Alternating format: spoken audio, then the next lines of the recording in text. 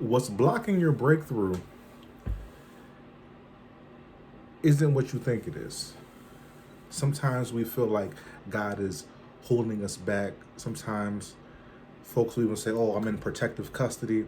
And now, don't get me wrong, I do believe that we do have some folks who are in protective custody, right? I think that if you have this great personality and you're serving the Lord with all your heart and you're working on healing from your past and you're in the gym and you're doing all these different things, I believe that it's only a matter of time before God begins to reveal what He has for you. It's only a matter of time before you find true love, if you're truly seeking love and you're praying to God to help you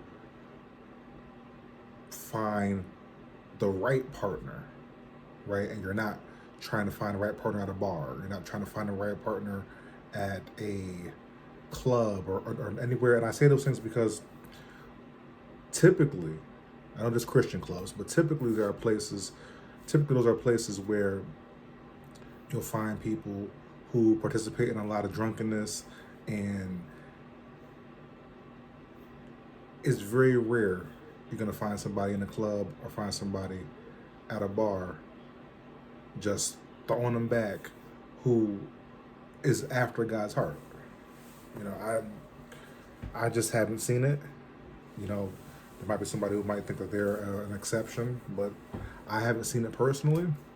And so I wouldn't advise you to go and find a partner at one of those places. So I was asking God, where should I be? And and also it's just using some common sense. You know, what are things that you like to do? I'm getting a little bit off topic, but I'm gonna bring it back around. What are things that you like to do? Do you enjoy do you enjoy the gym? Do you enjoy walking? Do you enjoy knitting or drawing or painting? Or because there's all types of groups. Like there's walking groups you can join.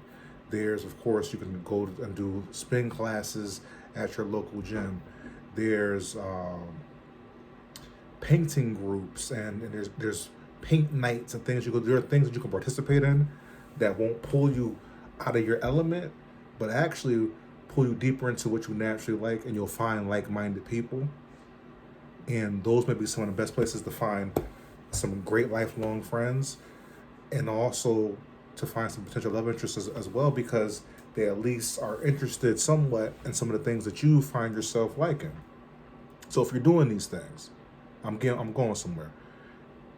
If you're doing these things and it just isn't working out, then that may be a sign that you're in protective custody, and there's a period that you're gonna have to go through alone until God reveals what He has for you. You just keep on going, and you don't stop working on you, right? 'Cause that's what's truly going to attract someone to you, is you working on you and being the best version of you. That's someone who could be in protective custody. I'm talking about somebody who, you know what's right. You know what's right, and you keep throwing the Henny back. You know what's right, and you keep smoking that weed. You know what's right, and you're smoking the Black and Miles all the time. You know that there are certain things that are preventing you from having a closer relationship with God, because you are taking those things and they have become idols to you. And idols is simply something that you're placing before God, right? That could be anything. That could be the social media that you're on right now. If you on here and you want to focus on all the negativity on social media, and it's the first thing you wake up to and the last thing you go to sleep to, and you're not using it for any good whatsoever, and you're using that in place of your Bible, using that in place of your prayer life, not as a relaxation tool or a learning tool. Really, it should be a learning and motivation tool, honestly. That's the best use of social media, because there's so much information out there. But I'm talking about you're using these things and placing them in the place where God should be. Right? God should be sitting on the throne in your life. God should be sitting on the throne in your heart, in your life. That's where He should reside. He should come first. I just did a sermon about having your priorities straight. You got to have your priorities straight. That's what's blocking your breakthrough. I mean, I know you have your personal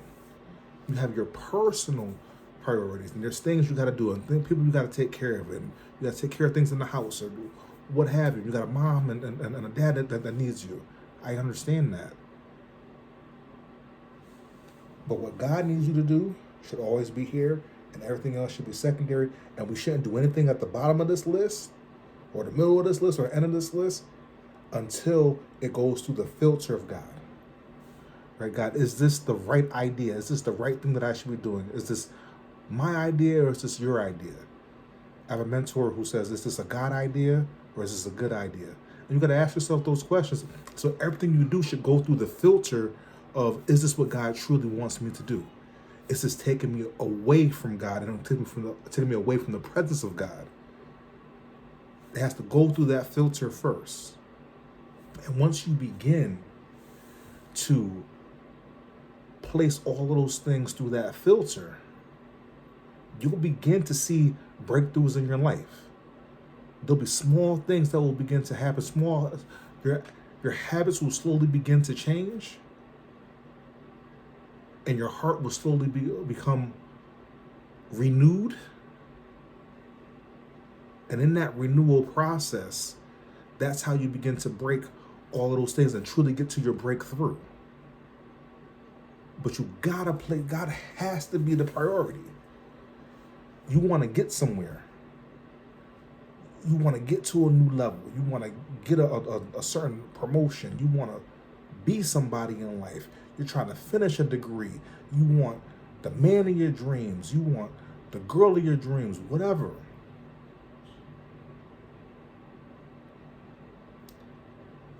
Then you have to be obedient to his word. His obedience is what's going to bring your promotion. Your obedience, rather, is what's going to bring your promotion. It's the obedience to the things of God and not the obedience to the weed. It's not the obedience to the alcohol. It's not the obedience to the bottle. It's not the obedience to anything nasty you're looking at on social media. It's not obedience to any or anybody else. Some people, sleep is your idol. You spend too much time sleeping. Well, I just love me a good nap, and I'll take me a nap 6 times a day if I could. It's one thing to need rest and want to rest. It's a whole other thing to be so lazy that you begin to bring poverty on yourself. The Bible is clear. A little folding of the hands, and that brings about poverty. I'm paraphrasing. That brings about poverty. Meaning that you can be too lazy when you should have your hands to the plow, when you should be working and doing the things that God has assigned your hands to do. Instead, you in the bed, out, cold, snoring. How is God supposed to reach you and you want to take a nap every 5 seconds? I'm not against rest. Get the amount of hours that you need. But are you overdoing it? There are some people who love their rest more than they love anything else. They love their rest more than they love success. That should go on a t-shirt. You can't love your rest more than you love success. And I'm not celebrating grind culture. Not at all. I think there's a time and place for everything, and there's a time of rest, and there's a time to work. Are you balanced? Are you balanced enough so that God can truly do what he needs to do in your life? Think about it.